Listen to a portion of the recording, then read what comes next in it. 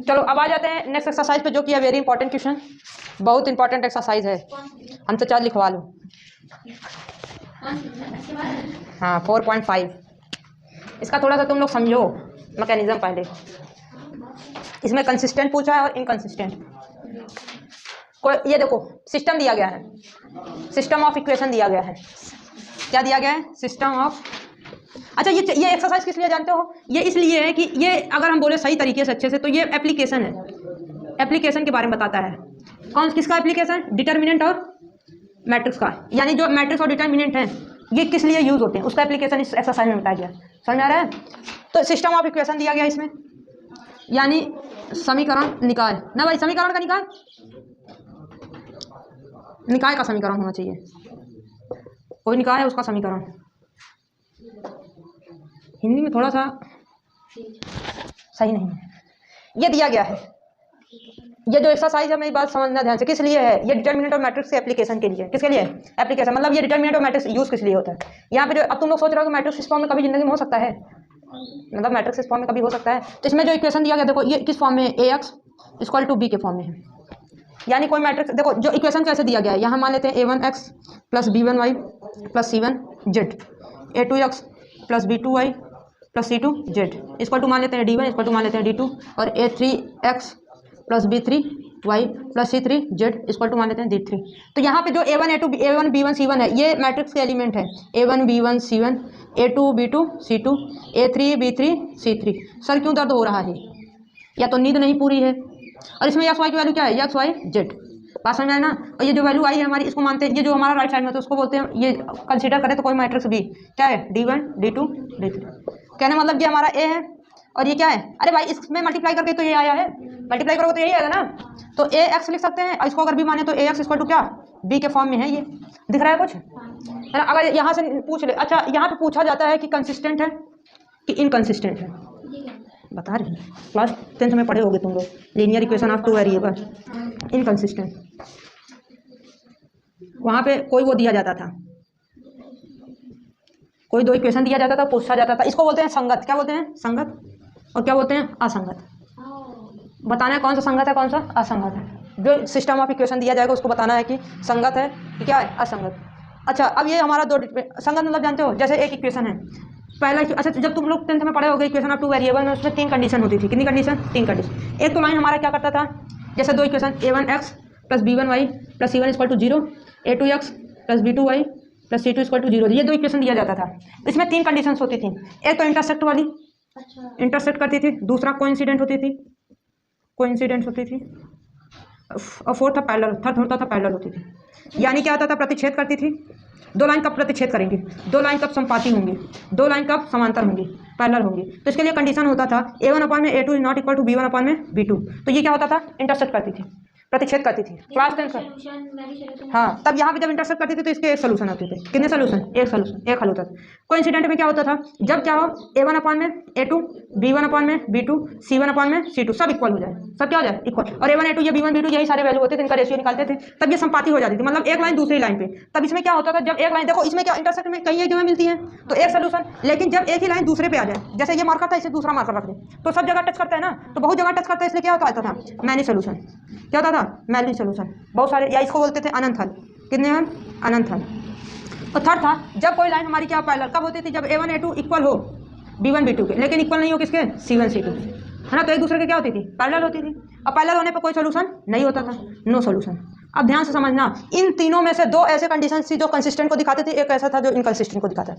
जब लाइन्स हमारी क्या होती थी? इंटरसेक्ट करती थी और कोइंसिडेंट होती थी, संपाती और प्रतिच्छेद, तो वो कंसिस्टेंट होती थी, यानी संगत होती थी। संगत कैसे? ये एक दूसरे को मिल रही है, मतलब साथ में है, ये एक के ऊपर दूसरी है, साथ में संगत। और ये एक दूसरे से नहीं मिल रही है, नहीं तो असंगत। तो असंगत कब होंगी? इनकंसिस्टेंट कब होंगी? जब लाइन क्या होगी? पैरेलल होगी, ये तो होता था। और ये कंसिस्टेंट कब होंगी? जब दोनों क्या करेंगे? या तो इंटरसेक्ट करेंगे या तो क्या हो जाएंगे? कोइंसिडेंट। बात समझ में आ रही है ना? तो लाइन का इक्वेशन दिया जाएगा और बता, लेकिन इसमें ये सब तो दिखाएंगे नहीं A1 A2। बात समझ में आ रही है? ये लीनियर इक्वेशन में हम लोग ऐसे पहचान करते थे कि कौन सा मतलब कि कंसिस्टेंट है, कौन सा इनकंसिस्टेंट। लेकिन हम लोग इसमें ऐसा नहीं करेंगे, ये डिटर्मिनेंट या मैट्रिक्स में ऐसा नहीं करेंगे। इसके लिए अलग मेथड है, कैसे पहचानेंगे कि ये कंसिस्टेंट है कि इनकंसिस्टेंट। बात समझ में आ रही है ना? तो ये समझ में आया ना? लीनियर इक्वेशन में ऐसे करते थे, लेकिन हम लोग डिटर्मिनेंट में ऐसा नहीं करेंगे। डिटर्मिनेंट में देखो इसके लिए कैसे मेथड हम पता करेंगे कि ये कंसिस्टेंट है कि नहीं। लेकिन ये जानना कि जब कंसिस्टेंट होगा तो उसके क्या होंगे? सोल्यूशन होंगे। क्या होंगे, सोल्यूशन होंगे। लेकिन जब इनकंसिस्टेंट होगा तो उसका सोल्यूशन नहीं होगा। इतना ध्यान देना, समझ में आ रहा है ना। अब देखो ये अगर डिटर्मिनेंट में हम देखें तो कंसिस्टेंट कब होगा, इनकंसिस्टेंट कब होगा, जब यहाँ पे जो हमारा मैट्रिक्स ए है ये आया ना, मैट्रिक्स ए आया, अगर इसकी वैल्यू क्या आ जाए, नॉट इक्वल टू जीरो आ जाए, क्या आ जाए, नॉट इक्वल टू जीरो, तब ये कंसिस्टेंट हो जाएगा। क्या हो जाएगा, कंसिस्टेंट। देखो जब हम इसका डिटर्मिनेंट, यहाँ पे हमारा ए की वैल्यू आएगी ना भाई, ये डिटर्मिनेंट ए बनेगा ना, या मैट्रिक्स ए बनेगा। अगर इसका डिटर्मिनेंट की वैल्यू क्या आ जाए, नॉट इक्वल टू जीरो, तो ये क्या हो जाएगा, कंसिस्टेंट, है ना। अगर ए इक्वल टू क्या हो गया, जीरो, तब ये क्या हो जाएगा, इनकंसिस्टेंट। तब इसमें क्या होगा, नो सॉल्यूशन,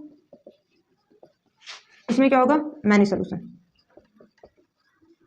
समझ आया कि नहीं भाई। अगर डिटर्मिनेंट ऑफ ए की वैल्यू क्या आ गई, नॉट इक्वल टू जीरो, तो वो क्या हो जाएगा, कंसिस्टेंट। अगर ये जीरो हो गया तो ये क्या हो जाएगा, इनकंसिस्टेंट। और इनकंसिस्टेंट जब हो जाएगा तो उसके बाद एक प्रोसेस और करेंगे, इक्वल टू जीरो तब निकालेंगे A into adjoint matrix of B. अगर ये नॉट इक्वल टू जीरो हो गया तब कोई सोल्यूशन नहीं होगा।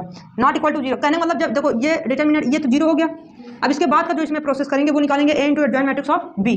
तो इसका जब निकालेंगे, अगर ये जीरो नहीं आता है तब वो क्या हो जाएगा, कोई सोल्यूशन नहीं रहेगा। इसके पहले नहीं पता चलेगा कि वो सोल्यूशन रखता है कि नहीं। समझ में आ रहा है ना। जब इस यहाँ जीरो आ गया तब इसको निकालेंगे, इसको निकालने के बाद अगर ये जीरो नहीं आता है तो क्या हो जाएगा, इनकंसिस्टेंट और नो सोल्यूशन। जीरो आ गया तो यहाँ पे ये जीरो आ गया तो कोई सोल्यूशन ही नहीं रखेगा। समझ में आ रहा है ना। अच्छा एक कंडीशन, यहाँ पे हम लोग दो मैट्रिक्स और देखेंगे, एक है हमारा सिंगुलर मैट्रिक्स, कौन सा मैट्रिक्स, सिंगुलर मैट्रिक्स, और एक है नॉन सिंगुलर मैट्रिक्स। अच्छा इसको पहले करो तब बताएं सिंगुलर मैट्रिक्स होना, क्योंकि अभी कंफ्यूज हो जाओगे। ये क्या है, समझ में आ रहा है ना।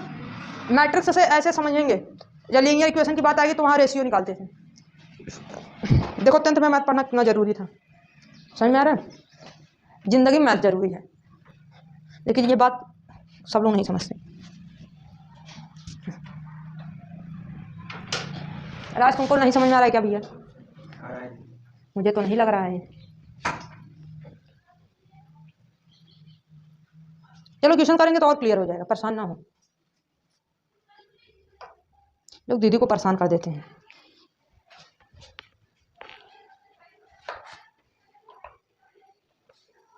तुम बहुत सही वीडियो बनाते हो ओझा सर का, तुम ओझा सर का बहुत सही वीडियो बना रहे। कल हम देखे, एक दिन तुम और लगा देता, मुझे नहीं पता था वो तुम्हारा चैनल। नहीं बहुत सही बनाते हो। अच्छा है कि अंदर की नहीं मोटिवेशन है अंदर, तभी तो लगाते हो। चलो देखो इधर एक्सरसाइज क्या है 4.5, इसमें बताना कंसिस्टेंट है, संगत है कि असंगत है ना, पहला दिया गया है। अब फालतू बात भी क्लास में ना करना, नहीं यहाँ सुनाई दे रहा है, लाइट है नहीं, आ जाएंगे तो सोच लेना क्या करेंगे। हाँ क्लास के बाहर ना कर दिए तो कहना। इसको बताना है कंसिस्टेंट है कि इनकंसिस्टेंट। अब हम इसको सबसे पहले किस फॉर्म में लिखेंगे, ए एक्स इक्वल टू बी के फॉर्म में। ए की वैल्यू यहाँ क्या हो जाएगी भाई, जो इसके क्या होंगे, कोफिशिएंट होंगे। तो यहाँ पे क्या है 1, यहाँ पे 2, यहाँ पे 2, यहाँ पे 3, बात समझ में। अब एक्स की वैल्यू क्या है, एक्स और वाई, यानी एक्स वाले जो फॉर्म है वो एक्स और वाई तो वेरिएबल्स हैं। और डी क्या है, बी क्या है 2 और 3। हमको बस अभी इससे मतलब है, ये सब बाद में काम आएंगे, इसके बाद जो सेकंड क्वेश्चन है उसमें काम आएंगे। अब यहाँ पे हमको डिटर्मिनेंट ऑफ ए निकालना है। क्या निकालना है, डिटर्मिनेंट ऑफ ए निकालेंगे। क्या आ गया भाई 3, 2 2 जा 4, कितना आ गया -1। ये नॉट इक्वल टू क्या है, 0 है। So system of equation is consistent. बस हो गया। हाँ ऐसे करो, अभी मेरा आएगा। क्वेश्चन नंबर 1 से लेकर 6 तक करके आना है। 1 तो बता दिए, बात समझ में। ये नॉट इक्वल टू 0 आ गया ना, अगर 0 आता तो उसके आगे वाला प्रोसेस करते तब। दिमाग घूमा तुम लोग का। कुछ ऐसे आएंगे जो इक्वल टू 0 आ जाएंगे। जब इक्वल टू 0 आ जाएंगे तो वहाँ पे एक अब करना क्या रहेगा, A into adjoint matrix of B, ये निकालना पड़ेगा। यानी बी का एडजॉइंट मैट्रिक्स, ए का ये ए और एडजॉइंट मैट्रिक्स ऑफ बी, ये इसका क्या करेंगे, ट्रांसपोज करेंगे। इसके बाद वाले क्वेश्चन चलो अच्छा करो, फिर उसके बाद बताएं। फिजिक्स पढ़ा दें अब, इसको करके आओगे ना।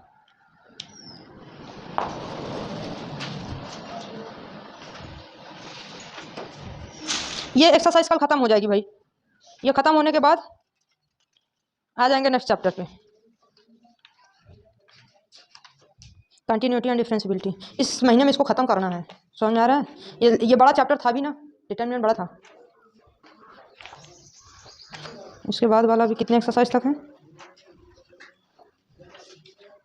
इसमें थोड़ा टाइम लगेगा भाई। 5.7 तक दिया गया है, ये तो भयानक है। इरेज कर दें भाई।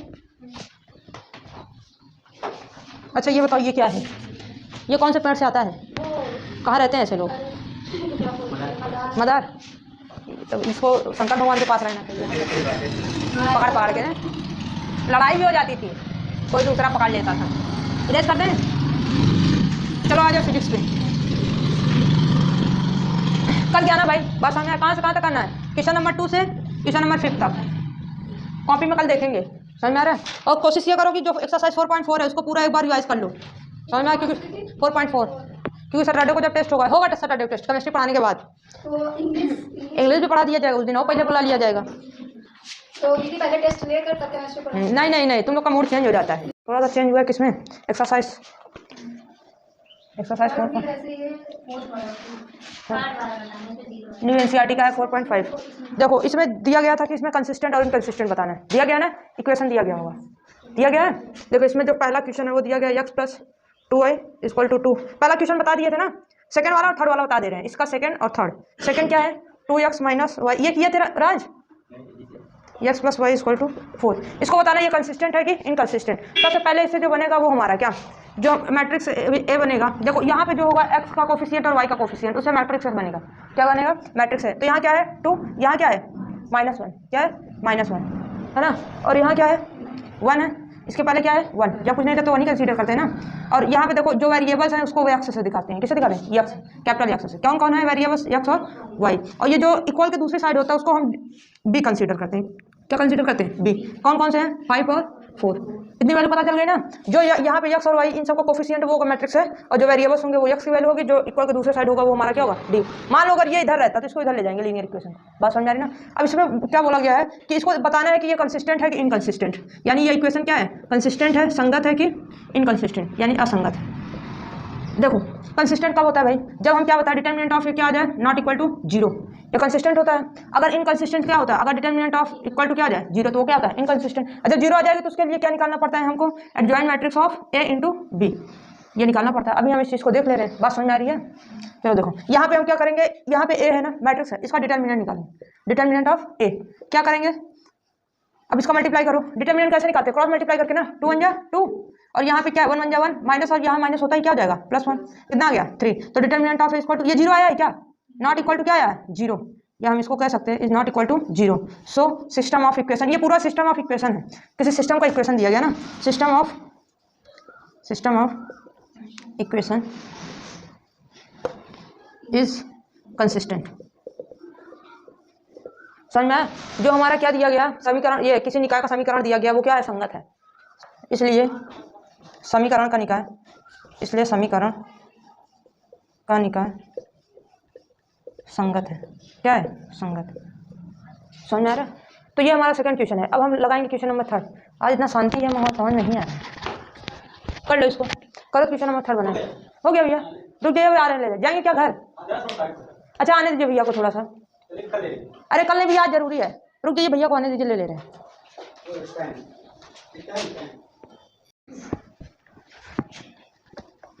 इसको इरेज कर लेते तभी स्टार्ट करते, फालतू में मिनट पड़ जाएगा। इंग्लिश इंसान तो सही नहीं लग रहा है, बोलो भाई, गुस्सा हो क्या इन लोग से। हाँ हम ये नहीं कह रहे हैं कि बात करो, लेकिन अच्छा ठीक है पढ़ो भाई, ना बोलो, गलती हो गई, तुम लोग कलाकार। चलो क्वेश्चन नंबर 3 देखो, क्वेश्चन नंबर 3 क्या है भाई, इसमें थोड़ा सा हमको लग रहा है डिटर्मिनेंट A की वैल्यू 0 आ जाएगी, ऐसा है पक्का, जब लगाए थे तो बोल काहे नहीं रहे हो। 3y = क्या दिया गया 5, क्वेश्चन नंबर 3 है 4.5 का है ना। फिर उसके बाद क्या दिया गया 2x + 6y = 8। यहाँ से हम मैट्रिक्स बनेगा, क्या बनेगा मैट्रिक्स, कौन कौन सा बनेगा, कौन बताएगा, ये कौन बनेगा 1 3 2 6, और x क्या होगा x और y, और b क्या हो जाएगा 5 और 8। अब अनुपूर्णा लो बेटा, अभी बहुत जिंदगी बाकी है। देखो यहाँ निकालेंगे डिटर्मिनेंट ऑफ A, निकालेंगे तो ये क्या हो जाएगा 6 × 1 = 6, और कोशिश ये क्या करो इसको डिटर्मिनेंट के फॉर्म में लिख लिया करो, तब निकाला करो। 6 × 1 = 6, 2 3 = 6, कितना आ गया 0। जब ये 0 आ जाए तो वो क्या हो जाता है इनकंसिस्टेंट, है ना, बताए थे अभी क्या आ जाए, अगर 0 आ जाए तो क्या हो जाता है इनकंसिस्टेंट। और जब इनकंसिस्टेंट हो जाता है, देखो हम दो कंडीशन बताए, एक क्या हो जाए determinant is not equal to 0 तो वो कंसिस्टेंट होता है ना भाई, और अगर डिटर्मिनेंट इज नॉट ये इक्वल टू 0 आ जाए तो इनकंसिस्टेंट। और इनकंसिस्टेंट में कंडीशन क्या होती है, जब 0 आ जाए तो हमको क्या निकालना पड़ता है adjoint matrix of A × B। तो एडजॉइंट मैट्रिक्स ऑफ A निकालेंगे, तो एडजॉइंट मैट्रिक्स ऑफ A निकालने के लिए हमको डिटर्मिनेंट क्या होता है फार्मूला भाई 1/, में ये इनवर्स निकालने के लिए हो जाएगा ना, A का ट्रांसपोज हो जाता है ना, जिस इसके जितने भी कोफैक्टर होते हैं उनका क्या हो जाता है ट्रांसपोज। तो सबसे पहले हम इसके कोफैक्टर निकालेंगे, A11 निकालेंगे डायरेक्ट ना, कर दें हाँ दीदी। चलो तुम लोग तो माहिर हो गए हो। एडजॉइंट मैट्रिक्स ऑफ ए निकालने के लिए क्या करेंगे, क्या हो जाएगा भाई, 6 हो जाएगा, -3 -2 और -1। समझ में आ रहा है ये, नहीं कर रहा समझ में आया? ये एडजॉइंट मैट्रिक्स ऑफ क्या है, ए। अब हमको निकालना है क्या, adjoint matrix of A into B. निकालो एडजॉइंट मैट्रिक्स ऑफ ए की वैल्यू क्या है, 6 -3 -2 1। बी की वैल्यू क्या है, 5 8। ये बताओ कितने बाई कितने का मैट्रिक्स बनेगा, कौन बताएगा? ये भाई देखो 2/1 है, ये कितना है 1/, दीदी वो 1 और 2 का 2/1 है ना, और ये 2 है, 2/2। तो जो बनेगा वो क्या बनेगा, 2/2 का। ऐसे तो नहीं बनना चाहिए था, अरे इसका रो लेंगे, इसका कॉलम लेंगे ना दीदी, तो फिर नहीं बनेगा, नहीं बनेगा ये 2/2 का। देखो मल्टीप्लाई करके देखो, ये क्या हो जाएगा, 6 का 5 में करेंगे 30 ना भाई, -3 का 8 में करेंगे -24, ये हो गया। अब इसको उठाएंगे क्या हो जाएगा, -2 का 5 में करेंगे -10, 1 का 8 में करेंगे +8, 1/2 का बनना चाहिए था। कितना हो गया 6 और ये -2, अपॉन नहीं होगा दीदी, -2। 18 हां 2 होगा, मैं नहीं करता। तो यहाँ पे ये वैल्यू क्या आई है, 0 आई। अगर ये 0 0 आ जाता तो वो 0 मैट्रिक्स हो जाता, तो हम कह सकते हैं नॉट इक्वल टू 0, यानी जो हमारा एडजॉइंट मैट्रिक्स ऑफ ए आया है into B is not equal to क्या है, 0 है। So system of equation is inconsistent. समझ में आया कि नहीं?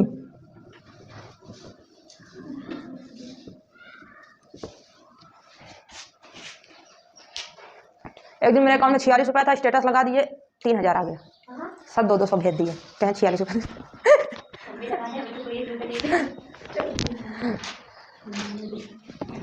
हाँ इसको निकालने की कोई जरूरत नहीं। नहीं देखो होता क्या है, जब सिस्टम क्या होता है इनकंसिस्टेंट होता है ना, तो उसको दिखाना पड़ता है। हाँ आंसर क्या आया है, हाँ हम कहाँ कह रहे हैं ये कंसिस्टेंट लिखे हैं, कहीं नहीं लिखे ना। देखो अगर डिटर्मिनेंट ए 0 आ जाए तब उसके बाद का प्रोसेस ये होना चाहिए। समझ में आ रहा है? अब ये 0 नहीं होना चाहिए, ये 0 नहीं होना चाहिए। अगर ये 0 हो जाएगा तो वो कंसिस्टेंट मान लिया जाएगा। करो, नहीं समझ में आया? लाइव ना बहुत सही। इसमें थोड़ा पानी डालो तो जल्दी करो भाई, इरेज करना है, पनिया देना मिले। कैंटीन वाले ऐसे ही करते हैं, ना लिए होते पानी ठीक था, जाके ले लेते, यही होता है। बेटा समझ गई हो क्या करना चाहिए तुमको? नहीं जा ले यार, हाँ हाँ लिया।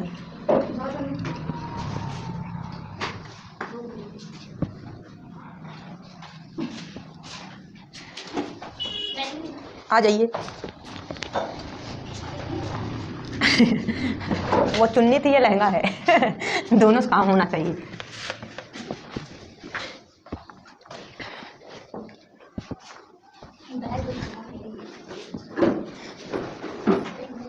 हमको ना तुम लोग को बताने के लिए बहुत चीज़ रहती है, लेकिन हम भूल जाते हैं। चलो ये एक्सरसाइज 4.5 का, अब ये जितने भी हैं, सेकंड बता दिए, थर्ड बता दिए ना, फोर्थ फिफ्थ सिक्स करके आना कर लोगी। लेकिन यहाँ 3/3 का है, समझ में आ रहा है? कौन सा बाई कितने का है? 3/3 का है। तुम लोग के क्लास में आया तो तुम लोग तुरंत मांगने लगते वो क्वेश्चन नंबर देखो। हाँ हाँ क्या पागल हो क्या? उसकी बहन थी ना। करो भाई सब ना बोलो, तुम लोग को पता है चल रही है ना, वीडियो चल रहा है, थोड़ा सोच समझ के बोला करो, उसकी दीदी देखती हैं। इसका 3/3 का कैसे करेंगे? अच्छा ये ना बता करके चलो देख लेते हैं इसको। ए इक्वल टू, इसमें क्या हो जाएगा भाई 3/3 में, ये 1, यहाँ पे भी 1 1, यही होगा ना। इधर देखो एग्नेस, ये क्या हो जाएगा 2, ये 3, ये 2, ये क्या हो जाएगा a 2a। एक्स की वैल्यू ऐसा ना किए थे तुम लोग, एक्स वाई जेड ना भाई, यहाँ 3 वेरिएबल। बी की वैल्यू क्या है 1 2 4। यहाँ पे हम डिटर्मिनेंट ऑफ ए निकालेंगे। कैसे निकालते हैं? अब ये लेंगे ना, ये गया है ना, तो बचेगा क्या 6a माइनस 2a। अब यहाँ माइनस होता है 1 लेंगे, समझ में आ रहा है? ये गया 2 2 जा 4 है माइनस 2a, यही होगा ना भाई। यहाँ पे क्या है 1 है +1, ये गया और ये गया, रो कॉलम गया, क्या बचा 2a माइनस 3a। हम लोग अपने जमाने में ये सब नहीं निकालते थे। डायरेक्ट आंसर ला देते थे। कैसे? तुम लोग बता दें, तुम लोग वही करोगे। ऐसा कोई हल नहीं, डायरेक्ट आंसर आने का, समझा। ये 6mx कितना 2 जाएगा, कितना बचेगा 4 है, 4 का 1 में मल्टीप्लाई करेंगे क्या हो जाएगा 4 है, -1 है, 4 में 2 जाएगा 2 बचेगा, 1 का मल्टीप्लाई करेंगे 2 है, +1 है ना, यहाँ माइनस ए बचेगा तो माइनस ए हो जाएगा, 0 ना आ रहा है, आ गया 0 क्या, 4 है -3 है, ए बचा ना, तो डिटर्मिनेंट ऑफ ए क्या आ गया A, not equal to 0, so system of equation is consistent हो जाएगा, system of equation is consistent. अब कर लोगे कि नहीं, क्वेश्चन नंबर 5 तो क्वेश्चन नंबर 6 हो जाएगा, क्वेश्चन नंबर 5 में शायद 0 आ जाए, आया है, लगाओ तुम लोग, तो क्वेश्चन नंबर 5 लगाओ, तब तक इसको कर लो, क्वेश्चन नंबर 5 लगाओ और मुझे दिखाओ।